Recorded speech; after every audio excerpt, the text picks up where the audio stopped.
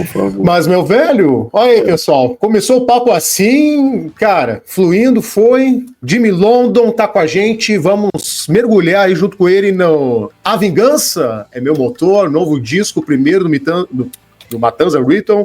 E, Jimmy, obrigado, cara, por ter aceitado o nosso convite. Sei que tá com um tempo corridíssimo, mas uma boa corrida positiva, né?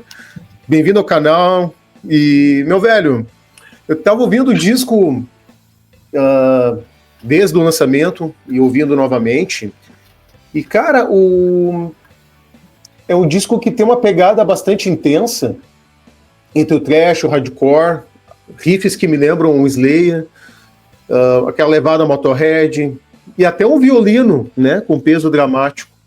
E durante o processo criativo do álbum, você, junto com os caras, ali, o Felipe, o Antônio, o Amilco, teve algum disco ou banda que você ouviu e que te ajudou a moldar a sonoridade do disco? E também, já pegando o gancho, é uma representatividade da sua maturidade hoje na tua vida, tanto pessoal e profissional?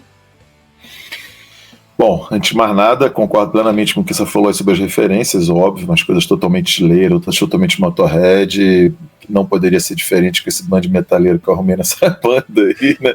Os caras são completamente viciados, se amarram pra caralho, então óbvio, né, que a gente tinha que aproveitar isso, óbvio, é a linguagem deles, a gente não vai deixar isso de lado.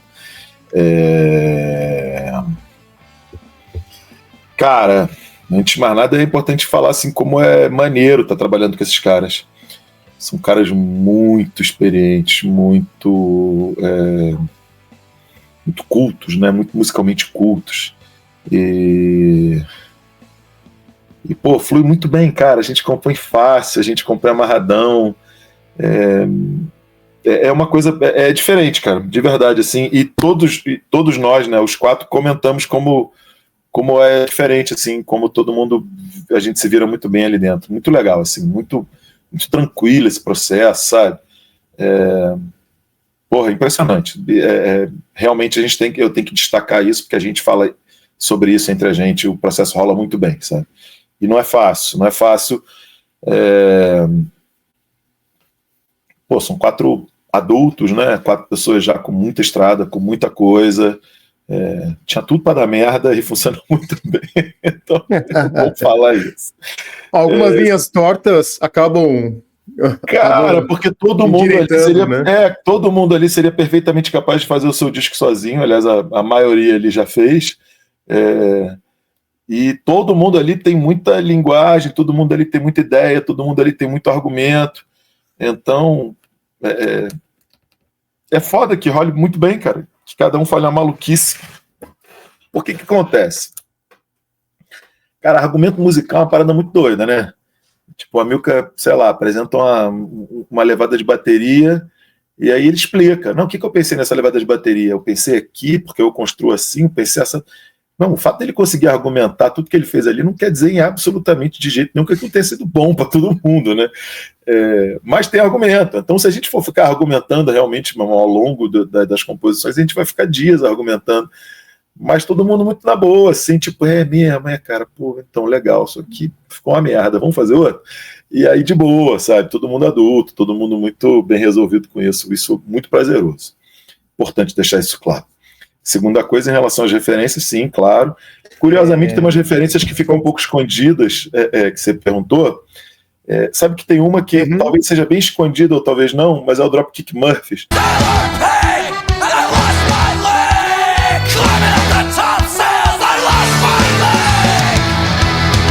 Dropkick Murphys é uma banda americana, mas que é de Irish Punk, e eles têm um lance de muito trabalho com coro, com muitas vozes rolando, e 2 vocalistas, e uma voz mais aguda, uma voz mais grave. Esse trabalho de encher bem refrão mesmo com coro, não sei o quê, foi uma coisa que a gente buscou em alguns momentos, e a gente norteou neles, porque geralmente a gente fala, não, tá bom, não cabe mais coro. Não, cabe sim, olha ali como é que o Dropkick Murphys faz. Então foi uma coisa que a gente teve como referência. As outras a gente não tem nem como falar, porque são tatuagens musicais, né, cara? Tipo o Motorhead, o Metallica, o Slayer, essas coisas todas, porra, acho que nenhum de nós conseguiria fazer absolutamente nada que em algum momento não tivesse isso. E aí você falou sobre maturidade, né? Bom, maturidade é foda, né? Porque assim, fica maduro é fruta, né? E depois apodrece, cai no chão. Há maturidades e maturidades. Pois é, não, mas eu zoo, né? Que eu gosto de dizer, você está mais maduro. Eu falo, não vem com esse papo, não, porque eu não sou tomate para ficar maduro. Mas é óbvio que eu tô, cara. Tipo, é óbvio que tem assuntos que eu já não acho mais graça, óbvio que tem piadas que eu já acho mais legais do que achava antigamente. Óbvio que tem coisas que eu faço questão de falar hoje em dia que eu não tinha passado. Olha quanta coisa a gente passou, saca? Uma pandemia trancada em casa, sabe? Loucuras e elucubrações políticas e 500 coisas que a gente passou que a gente não tinha passado há X tempo atrás.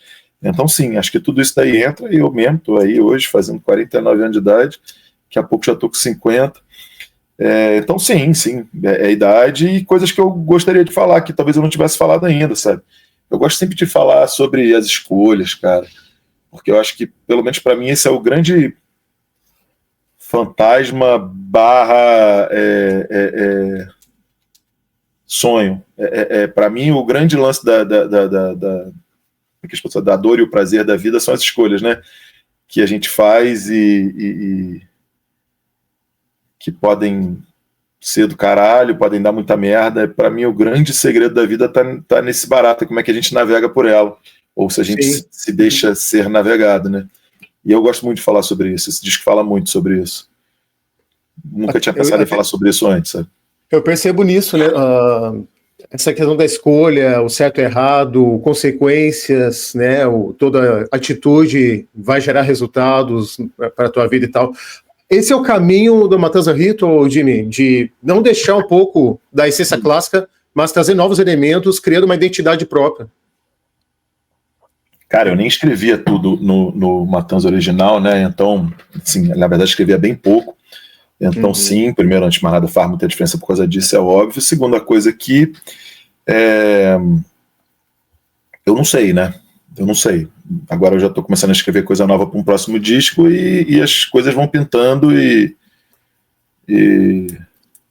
onde exatamente isso vai parar, onde é que a gente vai ancorar, porque o meu processo de escrever música é o seguinte, eu estou escrevendo uma porrada de músicas. Para esse disco a gente fez, sei lá, mais de as 25, 30 músicas diferentes. Nem todas a gente terminou, nem todas a letra andou, mas, sei lá, as 30 músicas a gente pelo menos botou a mão assim. E aí dentro dessas 30 você começa a pensar algumas que estão andando melhor e que você começa a pensar que são do mesmo universo, do mesmo planeta. E aí, em sendo do mesmo planeta, é que eu começo a pensar num argumento central que conecta elas todas e aí eu começo a desenvolver talvez outras, ou talvez partes que estejam faltando. Quer dizer, primeiro elas vêm, depois eu entendo, opa, tá aqui o universo, e aí eu vou complementando para cima desse universo, pensando em capa, pensando em outros argumentos e coisas. Então, eu acho que o processo do próximo disco também vai ser assim. Eu acho que eu vou sentar com o Antônio e a gente vai começar a fazer, e daqui a pouco a gente pesca, opa, tá bom, achei um norte aqui no que tá pintando, e aí isso amarra o resto e segue.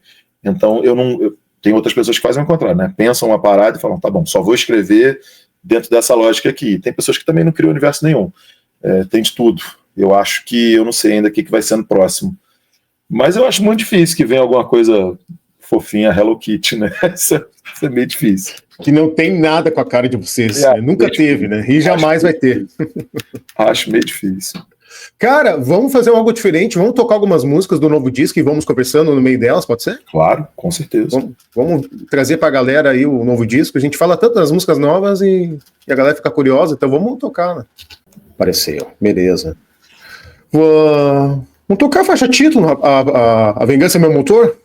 Tá. Vou tocar uns segundos aqui.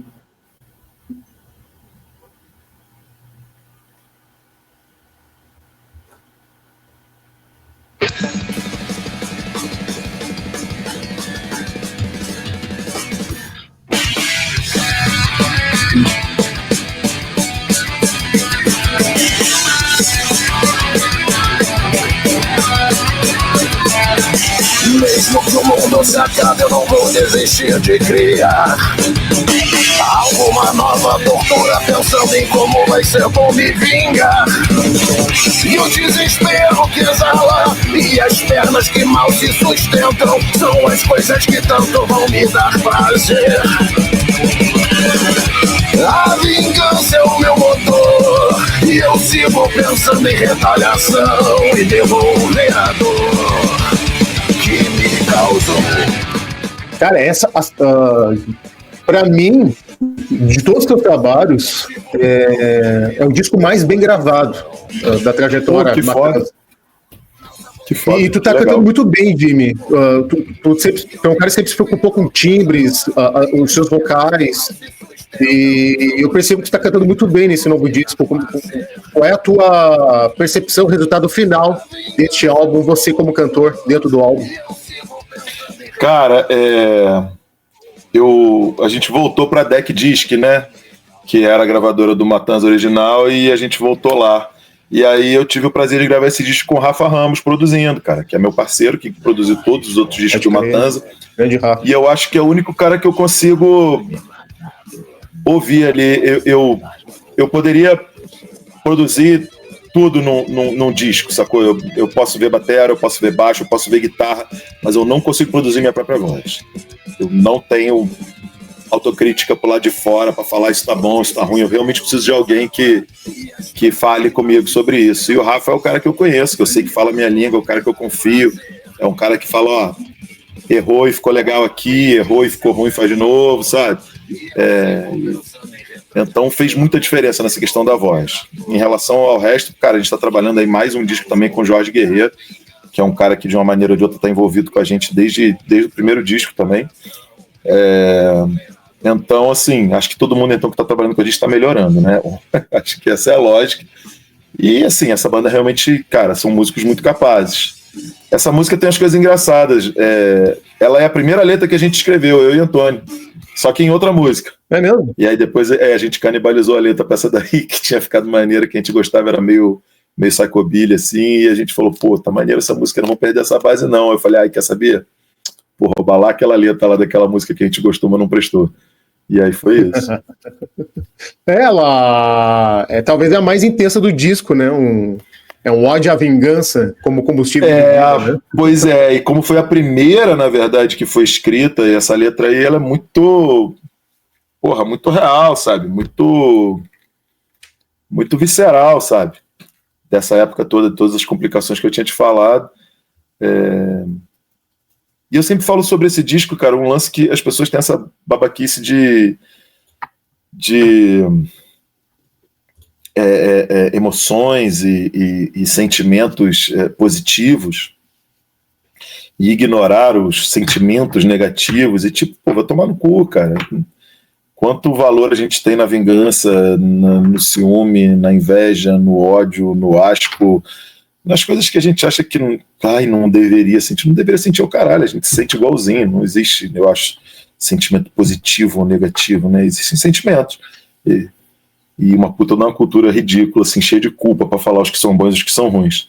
Então esse disco ele tem mais ou menos como discurso valorizar esses sentimentos que as pessoas falam que são negativos e aproveitar eles mesmo, usar aí, olha, como é legal usar a vingança para chegar a algum lugar, sabe? Acho bem maneiro. Tu, junto a essas questões que tu mencionou, mas algum momento específico você se pegou refletindo sobre o limite disso, como que a vingança deixa de ser combustível e começa a consumir quem sente? Em algum momento tu deparou com essas questões? Mas não tem embriaguez de sucesso, não tem alegria avassaladora, embobecedora, não tem para todos os sentimentos isso? Parece que só esses sentimentos que as pessoas falam que são negativos é que tem um lado ruim. Na verdade, não. Todos têm, cara. Se você ficar estupidamente apaixonado, você vai continuar sendo estúpido, sabe? Então por que você não pode ficar cegamente enraivecido? Não, todos os sentimentos são capazes de destruir, inclusive aqueles que as pessoas falam que são bons, né? Sim. Nesse disco eu também percebo, vou tocar outra faixa aqui também, vocês criticam abertamente a positividade tóxica, né? Isso nas letras, que a gente convive hoje em dia. Na tua visão, o rock e o metal estão se tornando mais polidos, domesticados, menos honestos emocionalmente por conta de um certo moralismo dos tempos atuais? Cara, eu vejo com muita desconfiança tudo que fala está se tornando ou era, coisas que parece que enquadram as coisas num determinado momento, como se houvesse um complô. O rock está se tornando. O rock não está se tornando, né? Acho que, como tudo na vida, é um puta de um caos maluco, um globezão. E aí pinta uma banda que fala isso, pinta uma banda que fala aquilo, às vezes essa banda é levada para um lado, que acontece para o outro, que não sei o quê. Mas não, se você for ver, tem uma porrada de banda falando merda, careta pra caralho, uma porrada de banda hoje em dia, uma porrada de banda muito doida que falava um monte de coisa que hoje em dia pode ser levado para um lado de mais politicamente correto, só que na verdade antigamente politicamente correto era uma coisa de quem queria respeitar os direitos humanos, e hoje em dia o politicamente correto é uma parada de... Não, é uma porra de uma loucura muito doida, até porque a humanidade é uma loucura muito doida. Eu não acho que a humanidade faça movimentos pensados, eu acho que na verdade a humanidade vai batendo e se transformando e ficando muito maluca, e a gente nota determinadas facetas e fica preso naquilo ali como se fosse aquilo, mas no final das contas tem 500 milhões de coisas acontecendo, e eu não sei se tem exatamente tendências ou só a gente que tende a olhar para determinados movimentos. Por isso que eu acho que esse hoje em dia é uma coisa, meu irmão, você está olhando para onde você quer. Porque hoje em dia não pode. Bom, anyway, tenho minhas dúvidas. Acho isso. Não acho que o rock esteja virando nada. Eu acho que se o rock está virando alguma coisa é escasso. Acho que a gente está tendo cada vez menos espaço e quantidade de rock. E isso é ruim, claro, mas assim, também ao mesmo tempo outros estilos vão surgindo, outros estilos vão roubando o lugar do rock de música de protesto. Sempre foi, e hoje em dia acabei de falar para não falar hoje em dia, né? Estou aqui falando hoje em dia, mas a verdade é que não vejo, né? Não sei mais quanto o rock ainda é a voz da revolta, sabe? Ou se o rock de repente é uma música mais acomodada, realmente não sei. Talvez seja isso, dizendo tudo que eu acabei de dizer. Então não tenho a menor ideia. A minha resposta é: não tenho a menor ideia. Não sabe por onde iremos. Temos que ir trilhando e ver o que acontece, né? E assim, no final das contas a gente tenta enxergar essas tendências e, na verdade, assim, é só por onde a gente está olhando, sabe? A humanidade é muito louca, é gigantesca, é plural pra cacete, é um puta de um bicho de 7 cabeças sem cabeça nenhuma, e que vai acontecendo e a gente aí olha para um lugar e fala: nossa, a humanidade está assim, tá porra nenhuma, olha para lá, sabe? Vou tocar um trecho, A Noite Eterna. Vamos lá.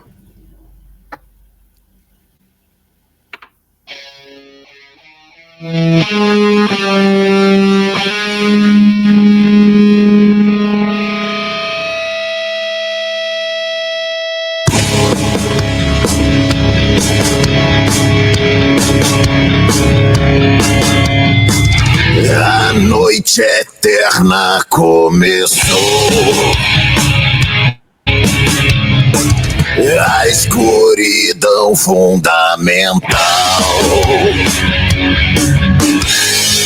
Não há mais nada a dizer.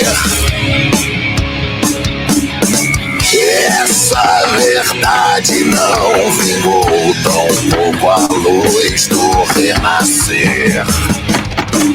A noite eterna avançou, tão infinita e total. Tudo que havia se acabou. Perdeu a coesão, desfez como num sopro se rachou. Uma guitarra bem densa, né, Jimmy? E eu vejo que tem muita bateria com duplo bumbo, né? Uma coisa que não era característica antes, e agora nessa nova identidade, nessa identidade do Matanza Ritual tem essa marca forte, né? E o teu vocal bastante visceral, um grito de posição, né? Vingança, né? Impulsiona bem essa música, né? Essa música eu escrevi junto com o Paulo Leminski Neto, né? Filho do poeta Paulo Leminski lá de Curitiba. E ela é um lance doido, assim, eu não sei nem dizer qual o tipo de música essa música é. Ela parece meio que uma música de rock tocada por uma banda de heavy metal, um lance meio ghost, meio, sabe? Dessas bandas aí que às vezes pintam. Uma música que tem puta de um teclado, por exemplo, coisa que eu nunca imaginei que eu fosse ter na minha vida. Mas tá aí. Foi uma letra maneira, assim, que o Antônio sugeriu. Uma ideia de que tem determinadas coisas que quando você começa a estudar, você passa a não saber absolutamente mais nada. E você se desfaz enquanto existência. Difícil falar sobre isso, né? Mas eu gosto dessa parada. Eu sempre acho que o grande barato do ser humano é esse enigma da consciência. Caralho, que porra é essa da consciência? Sabe? Que porra é essa de que nós pensamos e... Que porra é essa, sabe? Essa porra eu acho muito louca, sabe? Só existe com a gente, é muito maluco. Então, essa foi uma música onde coube falar sobre isso. Ele é até difícil pra mim de falar assim, porque é um assunto que me deixa... me apavora um pouco.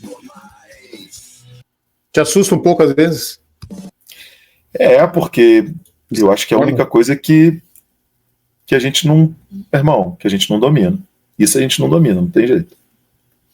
Que é a consciência, onde é que ela mora, onde é que ela tá, onde é que você aperta um botão para ela parar, onde é que você entrega ela para alguém cuidar. Ah, tô muito mal, meu fígado tá mal, tá bom, você dá um jeito, ou não sei o que, quebrei o pé. Agora, a consciência você entrega para quem toma conta, sabe? Quem é que resolve? Ninguém resolve. Então é bem doido. Sim. A próxima música, Lei do Mínimo Esforço, que tem a participação do Chico Brown, né, cara? É dele essa música. A parada foi muito doida. Eu conheci o Chico e aí ele virou pra mim e falou assim: porra, meu irmão, caralho, eu adoro teu trabalho, tua banda, não sei o quê. Na verdade foi a primeira vez que eu ouvi uma parada assim que eu vi que dava pra cantar em português e falar as coisas que eu queria. Puta, inclusive ele virou pra mim e falou assim: todo o meu trabalho hoje em dia compondo, né, pra Marisa Monte, tem muito disso aí. Eu falei: caralho, meu irmão, como é que é? O cara que compõe pra Marisa Monte tá me falando que eu tenho culpa na história. Puta, onde é que eu fui imaginar que eu ia ouvir isso? E ele falou: porra, né? E aí ele falou: cara, pô, quando eu era mais moleque ainda, cara, eu tinha uma banda, essa coisa, a gente escreveu meio que uma ópera rock, assim, várias músicas, porra, baseadas no Matanza. Eu falei: tu tá de sacanagem. Aí eu encontrei com ele aqui e ele me mostrou essas músicas. Essa foi a primeira que ele mostrou, ali do Mínimo Esforço. Eu falei: irmão, desculpa aí, mas vou gravar essa música. E ficou certinho, do jeito que ele trouxe, é a canção e, assim, é disparado a preferida das pessoas no disco. Disparado. Vamos ouvir um trechinho aqui. Lei do Mínimo Esforço.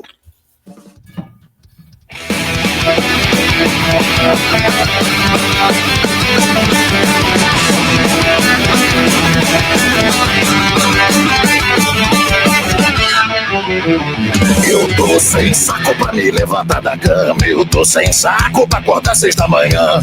Não há quem aguente seguir essa rotina sem muita cafeína e mantendo a mente sã. Eu tô sem saco pra poder sair de casa, eu tô sem saco pra poder tomar um jeito. Não me sobrou mais energia, ontem fui dormir de dia, só que isso faz parte do meu conceito. Nunca fui de me levantar cedo a todo domingo pra assistir missa, abolir todos os outros seus pecados capitais só pra poder me dedicar mais à preguiça. Por isso estou sempre seguindo a lei do mínimo esforço. Me conformo vivendo a vida no fundo do poço.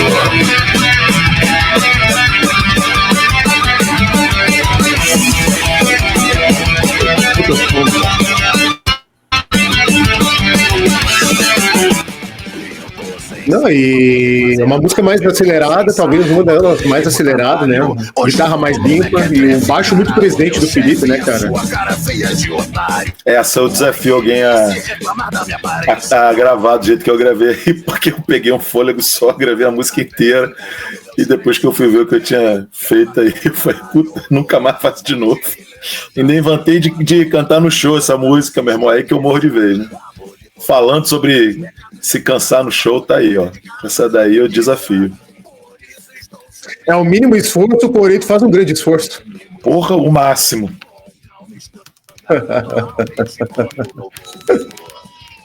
Pô, cara, não, e é uma coisa totalmente contraditória, né? Porque um cara da MPB, trabalhou como você falou, Marisa Monte, pô, só é neto do Chico Buarque, né? Aquela coisa toda, e daqui a pouco, pô, e a letra se encaixou totalmente na roupagem matanzística, ritualística. Total, digamos assim, total. Né?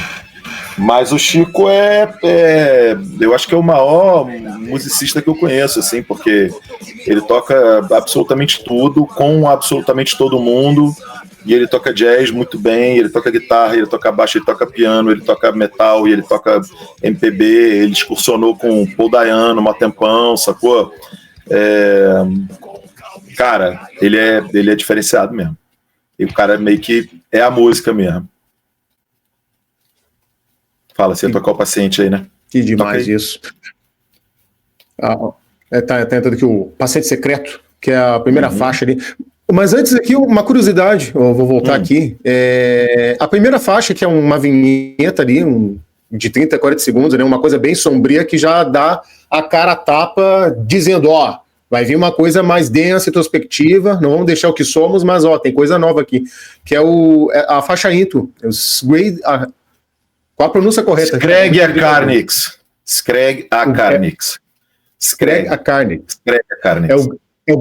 Traduzindo o grito do Carnix, seria isso? O Carnix era um instrumento usado ali por uma galera pré-Idade Média, ou até na Idade Média, uma galera mais celta, e umas outras galeras, e era basicamente um instrumento para assustar, para se usar na hora da batalha. Que legal. Pois e o grito do Carnix era uma coisa muito assustadora, sabe? Às vezes eles deixavam os Carnix pendurados na floresta, batia o vento, fazia um barulho muito doido. E o Carnix é tipo uma trompa gigante, assim, autona, com a cabeça de dragão, cabeça de cobra. A parada era um instrumento, mas não era da maneira que a gente entende a música.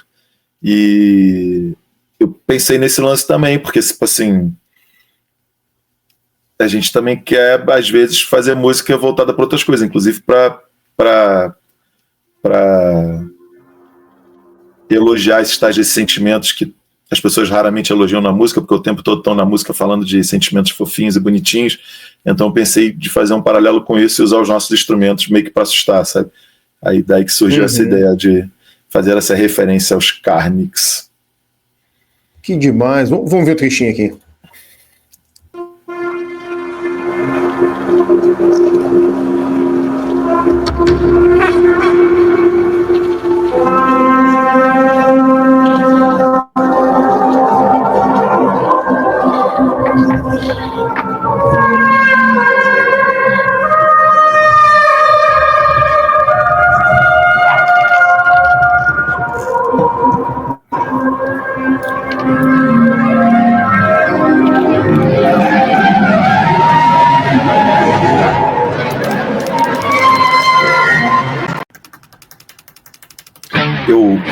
Eu gosto pra caralho. Opa! Eu gosto pra caralho de história, de muita coisa, leio muito isso, curto pra caramba. E uma coisa que sempre chama a minha atenção também é que, tudo bem, tinha batalhas, sei lá, Guerra dos 100 Anos, povos que brigavam o tempo todo e se conheciam e sabiam mais ou menos o que esperar de cada um. Mas também tinha umas batalhas assim que os caras chegavam no lance contra um povo que eles nunca tinham visto, não sabiam nem como as pessoas eram, como elas falavam, como elas se portavam, quais eram as armas, quais eram as táticas, o que eles iam fazer. E numa época também com uma conversa muito sobrenatural das coisas, né? Pensando em sempre colocando que os deuses isso, os deuses aquilo, o que vai ser a sorte, o destino. Se falava muito sobre isso. E aí eu fico fascinado, assim, quando eu penso que, porra, alguém chegando num campo de batalha e encontrando um povo que nunca viu. Imagina o cara chega no campo de batalha com esses sons, porra, devia ser bastante assustador. E como é que esse maluco tinha essa moral, meu irmão? Imagina tu sair na porrada numa situação dessa, pra sair na porrada mesmo, pra ir pra uma batalha e brigar, tipo, a 15 centímetros de alguém. Era uma situação muito doida, a humanidade realmente é muito cagada, pelo amor de Deus. E a tua batalha maior na tua vida foi a questão da libertação do álcool, Jimmy? Não foi não, cara.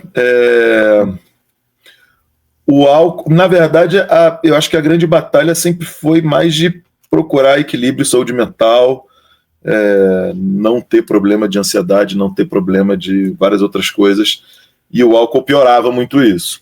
Então, na verdade, parar de beber foi fácil, cheio de problema, e entendendo que continuar bebendo atrapalharia muito esses problemas. Então, foi que nem parar de fumar, por exemplo.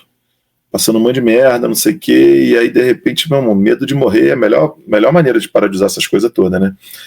Sim. Bom, te dá um cagaço ali que tu para de fumar e de beber na mesma hora. Nada como um susto no homem, né? É um sinal. Pois é. Medo de morrer é melhor adesivo de nicotina que tem. É verdade. Mas eu acho que, assim, dessas batalhas todas, cara, essa de continuar fazendo é muito prazerosa e muito desafiadora, mas ela é uma puta de uma batalha. Eu continuo fazendo. Tem 30 anos que eu tô fazendo. E, claro, porra, sou extremamente grato, extremamente feliz que consegui evoluir muito na minha carreira e em toda a infraestrutura da minha carreira. Mas ainda faço a mesma coisa que faço, meu irmão. Tem que subir no palco e tem que entregar um show igualzinho eu tinha que entregar 30 anos atrás. Isso é um lance. E a outra, velho, é a humanidade que a gente tem, né, cara? Esse lance de por que eu tô fazendo isso, onde é que vai parar, que tempo é esse que tá escorrendo pela minha mão, se eu tô fazendo a melhor coisa que eu tô fazendo. Eu acho que dentro disso aí, sim, é que eu parei de beber com facilidade, porque, porra, meu irmão, os porres estavam uns lances assim, sabe? Era um pisco. Eu piscava e eu tinha começado a beber e eu tinha terminado de beber e tinha ficado 14, 16, 20 horas bebendo. Não lembrava de absolutamente nada. Eu falei, velho, tipo, já vou morrer, né? Tipo, todos vamos, mas, porra, vou morrer sem nem lembrar, aí é sacanagem, né? Então acho que essa talvez seja a nossa grande luta, né? Mesmo ainda lembrando de tudo, ainda fico me perguntando todo dia como é que deve ser essa história aí de se aproximar da morte. Paciente Secreto, que é depois, né, da vinheta ali, é a faixa, praticamente a segunda faixa aí, que abre o junto disco. Vamos ouvir um trechinho do Paciente Secreto.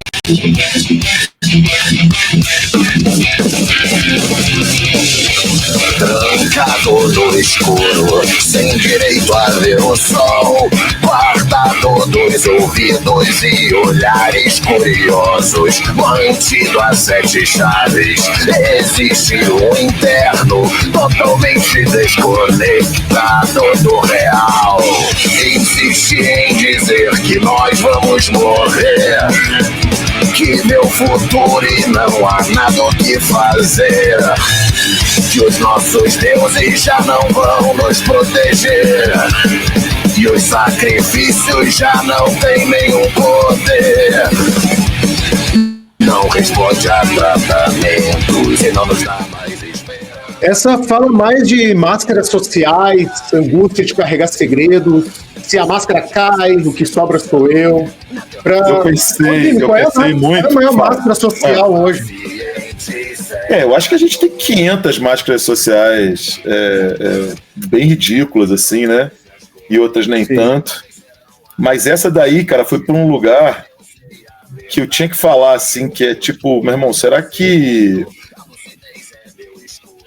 eu tô maluco?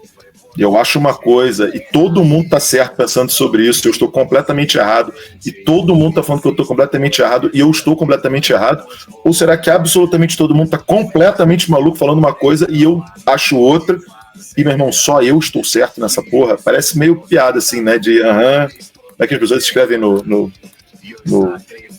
na internet? Como é que é? Lírio do campo, sim, é você sim que tá certo. Todo mundo tá errado e você que tá certo, amigão. Mas não sei, cara. Mas esse tempo de internet, né, cara, que todo mundo virou juiz e julgando os outros. Pois é, e muitas certezas, né, cara? E eu sou um cara que eu lido tanto com incerteza, velho. Eu sempre penso tanto, assim, sobre cada coisa que eu falo. Nessa nossa entrevista mesmo eu falei uma coisa e depois eu falei exatamente o contrário. Então eu tenho tanta certeza da incerteza, e aí eu fico vendo tanta gente tendo certeza de alguma coisa, eu falo, não, velho, será que é isso mesmo, cara? Será que eu sou completamente maluco, eu deveria ter certeza das coisas, ou será que tá todo mundo completamente maluco, eles têm certeza das coisas que são mais obviamente incertas? Essa música, ela versa basicamente sobre isso. Outra música me chamou a atenção aqui, estamos quase chegando no final do nosso papo, tá muito bom aqui, respeitando o tempo aí do nosso Jimmy, tá corridíssimo. Cara, essa música aqui, ó, eu vou tocar um trecho, depois eu vou colocar um ponto de vista que me chamou a atenção aqui. Tá. Nascido um dia de azar. Vamos nessa.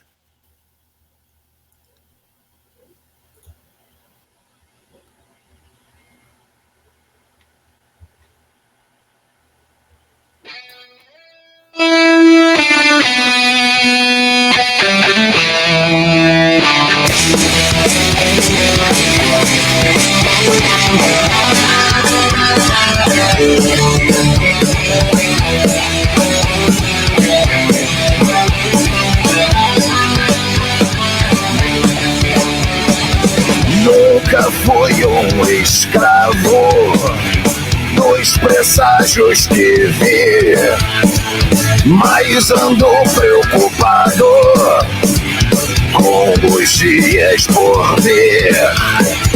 Ando vendo sinais onde quer que eu vá, por aí. Todos eles repetem a mesma mensagem que eu já ouvi. Destruição, redenção, eu nasci pra perder nessa vida. Permissão pra errar, nascido num dia de azar. Eu senti assim, que rola uma provocação ao vitimismo. Não que vocês fizeram intencionalmente nesse direcionamento, mas dá para dizer que a Vingança Meu Motor é um manifesto contra a cultura da autopiedade e do coitadismo hoje, da atualidade? Cara, veja bem, essa música, ela nasceu no momento, pensando numa coisa, e acabou falando sobre várias outras coisas. Eu acho que o tema central aí, sim, é o fato de que todos nós vivemos uma grande aposta, que é um blefe que a gente sabe que vai perder.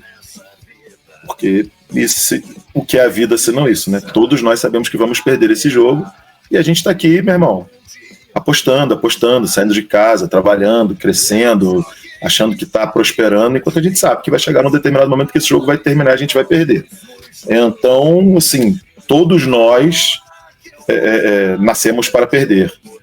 Toda vez que você entra num discurso de porra, porque eu sou um vencedor, um perdedor, e porque não sei o quê, porque uma cabeça positiva, esse assunto sempre vem na minha cabeça, assim, eu acho muito curioso. Mas quando você busca, dentro dessa história aí de que você nasceu, né, para perder, mas que você começa a pensar que destruição e redenção e que você pode perder e renascer várias vezes na vida, aí de repente você fala, opa, então eu não preciso morrer uma vez só, eu posso morrer várias vezes, e se eu posso morrer várias vezes, aí de repente faz sentido essa aposta, né? De repente eu posso, então tem alguns jogos aí que de repente eu tô ganhando, sabe? Então morrer de repente é bom, né? Sim. Porque permite que eu ganhe alguma coisa.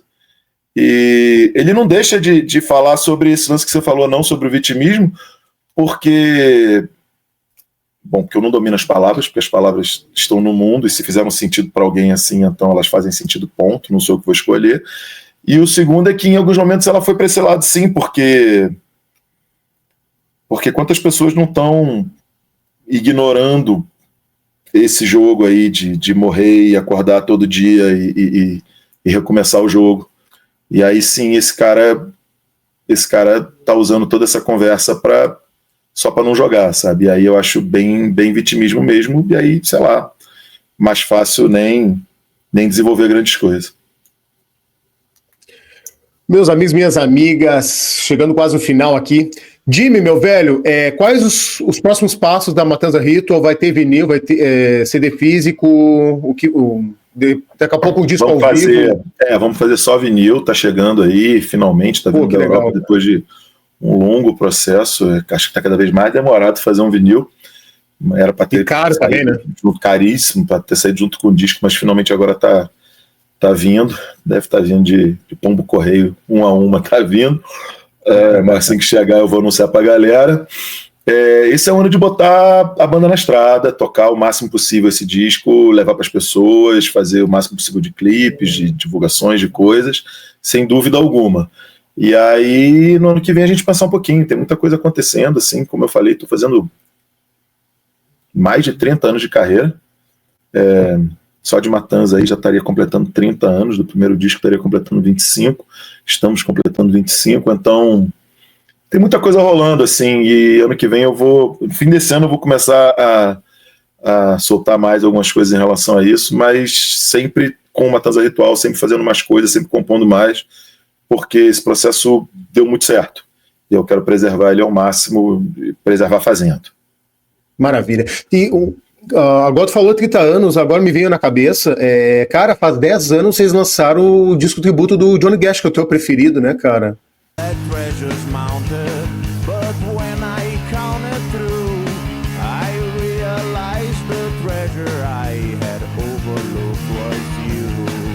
Tem 10 anos, cara. Tem 10 anos, o tempo passa. Caralho, ridículo, né? Por isso que eu escrevo sobre passagem do tempo, velho, porque assim, não tem nada mais louco. Ao mesmo tempo que parece que foi ontem, parece que foi há 300 anos. Eu acho muito doido isso. E o Johnny Cash soa tão forte hoje no Matanza Ritual quanto na época da fase clássica, não? Cara, eu adoro. Eu acho esse disco excelente. Eu gosto do jeito que eu canto, eu gosto de como a banda soa. Eu acho o Johnny Cash, um dos musicistas mais incríveis. Mais do que músico, né? Tipo, storyteller mesmo, né? Contador de história. Eu acho esse maluco incrível e continuo ouvindo, como sempre ouvi na minha vida, acho foda pra caralho. Que maravilha disso.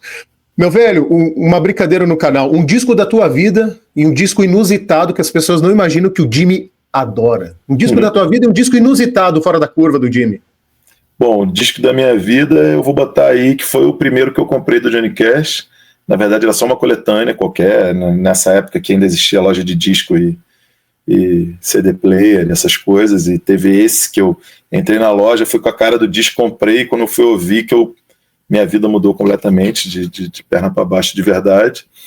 Então, nem sei que porra de coletânea era essa, que hoje em dia tem 700 discos de Johnny Cash, não sei nem dizer qual era essa coletânea, não devo nem ter ela mais ainda, mas certamente foi esse disco aí. E as pessoas acham um disco que